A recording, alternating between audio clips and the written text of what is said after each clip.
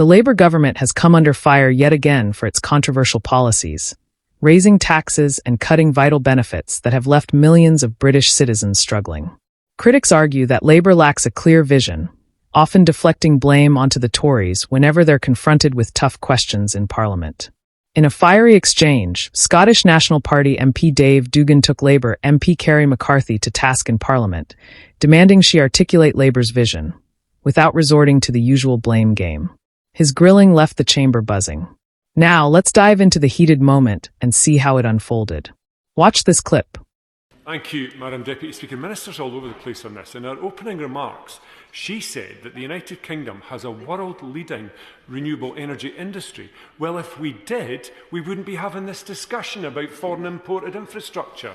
So will she commit to understand, notwithstanding the total failure of the Tories over 14 years to invest in the industrial base of renewable energy manufacturing across the United Kingdom, what is her strategy and her government strategy to get right in front of this, not just in terms of manufacturing, but also in terms of resource supply, enterprise resource planning, intellectual property? What is the big shift that this government has got planned? Because I just hear jibber jabber.